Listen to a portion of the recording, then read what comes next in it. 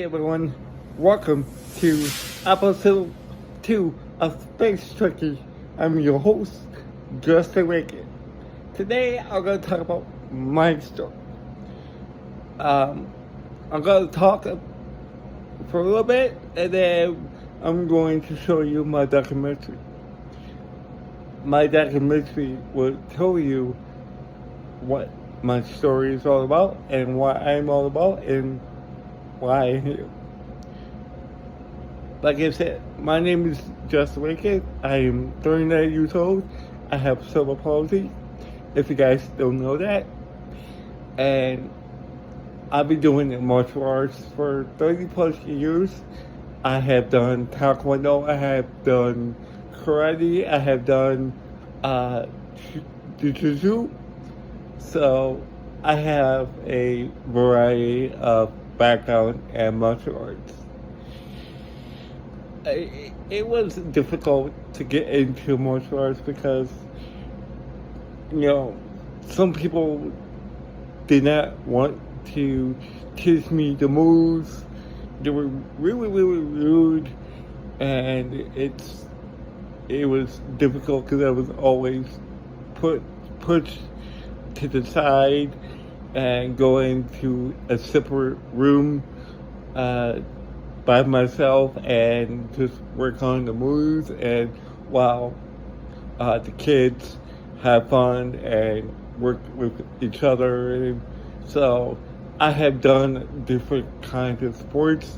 I've done wheelchair basketball, wheelchair hockey, I've done soccer, I've done softball. I've done every sport that you can think of, but at the same time, it was still difficult finding a sport that I belong and very good at. I didn't find my inspiration until I looked up about the pure Taekwondo. I have contacted the coach, the head coach at the time. But the documentary will explain how I got into it and what I've been doing for years.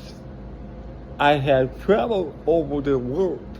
I've been to Mexico, I've been to Canada, I've been to pretty much a lot of places. But if it wasn't for my family, my coaches, everybody that's at USA Taekwondo for supporting me and take on this first athlete that have CP. So this broadcast is why I wanted to do this broadcast. It's because I want to inspire people and, say, wait, if he can do it, so can I. So, guys, enjoy my documentary, and I'll see you guys after.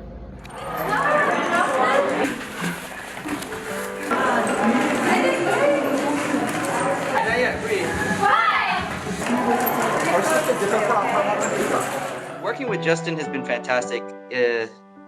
He's such a positive, just a positive person.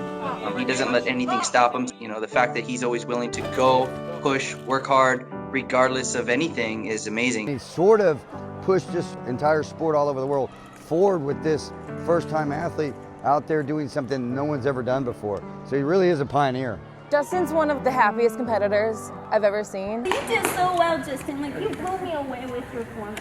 He just puts a smile on your face. Like if you meet Justin for the first time, he'll put a smile on your face. My mom and myself, we started him when he was about 7 or 8. Both my grandmothers saw me doing it. They're like, yeah, we gotta put him in a martial art class to protect myself. My mom took me to class and I love her ever since then. And we had to try a few different places because a lot of places, oh, he can't come here. We don't have the facility to work with him with his condition. They're like, we don't know if we can help him and take him on, and they don't want the liability to take me on. They said that they wouldn't be able to accommodate him, and there's no way that they would be able to train him or show him any moves or anything like that. Some of them were just kind of really rude. And that night, it was the Grandmaster who actually came in and said, look, this is what we do. Yes, we will take you on, but at the same time, I was way in the other room by myself, and while the other kids was a part of all the classes, they didn't work with me that much. It was hard because I wasn't treated like I am today. People sometimes think when someone has a disability or something like that, that the person who's disabled is made of glass, like they're going to break or something. Oh my God, no, I don't want to help him. Oh no, he starts freaking out. And so sometimes you just have to educate people. The way people look at you and try to do sports, you get denied all the time, where you get bullied, you get picked on, or you're not allowed to evolve in sports. But when they found out about para-taekwondo, that's when my whole life changed. When Justin was younger, I always used to tell him, you can do anything anybody else does, and I've always instilled that in him. And so he just tried everything. He tried wheelchair basketball, he was in the band, everything anybody else did, he did also. And so I was really proud of him for making efforts and trying to do everything that everyone else did. I always have that competitive spirit, and I always wanted to go to the Paralympic Games. I always watch them, and I tried soccer first, and they would not take me. So when I found out that they have her in Taekwondo, that's where I contacted our head coach, Jason Prunes. Kind of an interesting story. I met him as he made a phone call and asked how to get on the team. We don't have a division for you. I spoke with him for an hour, telling him personally that I would like to be a part of the team. The tenacity and the tenacious Justin Rankin not only showed up, but came out and said, I'm ready to go, what do I need to do? And they told me to come to Vegas 3 years ago to try out. Turn it that way, and then you kick. You know which leg to use, yes? Yeah. Okay, so, hold on. You gotta kick this way. 1, 2, turn. First met Justin 2 or 3 years ago. I believe it was Salt Lake City. We met there. He actually reached out to me via social media. He had been, following our pages and such, and he decided to reach out, and we met up. And he's such a positive and awesome person that we just kept the relationship going from there. Take your time with it. Yeah, there you go. There you go. Little taps to the floor if you need to.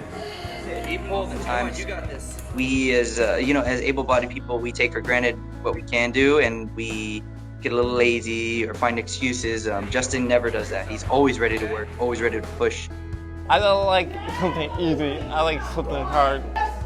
I had people tell me that, he should not compete in his walker, but I do it because it's who I am. It's a stance, it's my legs, and it's my heart. It's where I am. We're still pretty new to para, still trying to figure out this classification. It was a weird time where we had athletes being declassified or classified in ways that didn't really make sense to us, so we didn't exactly know where Justin was going to fit in, and he actually did not get classified at the first US Open. They saw his walker and they were like, we don't have a division for athletes that compete with a walker, so they didn't classify him. Justin said, they told me I can't compete. Justin said, I can compete, I am gonna compete. How do I do this, coach? Help me do this, coach. Who wouldn't want to help a guy that wants it that bad? Luckily, it's our event. We host US Open, so we're like, no worries, we're gonna let him compete anyway. Doesn't matter if they say he doesn't classify. Luckily, he got a second opportunity in Spokane, Washington at the Pan Am Championship in June, just a couple months later. And there he was classified. He went in there without his walker, did the Poomsae from the floor, basically just moving his body with his hands to be where he needed to be, and he classified as P31. So now when he goes to an official World Taekwondo competition, he competes without a walker. When he's here or at nationals, something not sanctioned by World Taekwondo, we do let him compete with his walker so that he's upright when he's doing his Poomsae rather than on the floor. But he can do both, and he pulls it off no matter which form you have him in. He doesn't have any limitations in his mind. He's going to go out there and compete and try to win in his discipline, and that's Para Poomsae. It takes one person to keep going. That's what I feel like it was my job to help the Para Taekwondo to get it where it needs to be. Justin has impacted my perspective on Taekwondo in the sense where before I had, it in mind that yes, anybody can do Taekwondo, but I had never crossed my mind that someone with a, physical disability or disabilities in general would even want to pursue it because of the amount of physical requirements that are needed. Even though that we're limited, type of physical handicap or mental or learning disabled handicap that we have, that we can do it. If we practice, we can go out there, we can do it, we can compete, we can show the world that we are individuals. In the past, people would toss us aside and just pretend that we weren't there.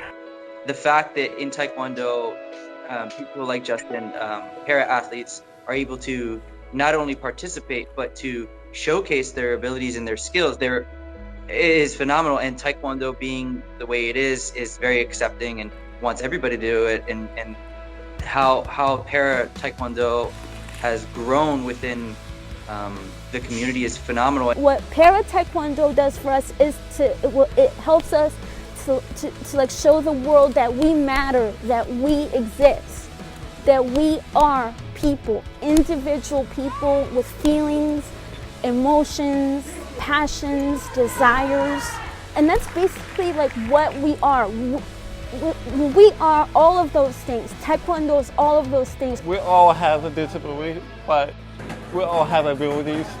We are afraid to show who we really are.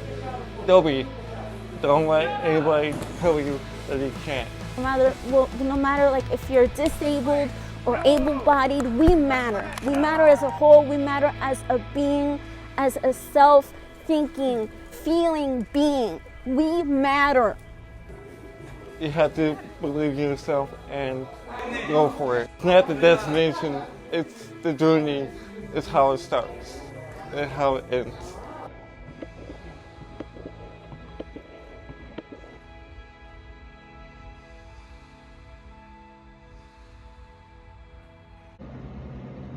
Welcome back. I hope you guys enjoyed that podcast, this episode. Don't just leave yet. There's a couple more videos. And until next time, I'll see you guys next week on a different episode. Stay tricky. This is Justin Bacon. See you next week.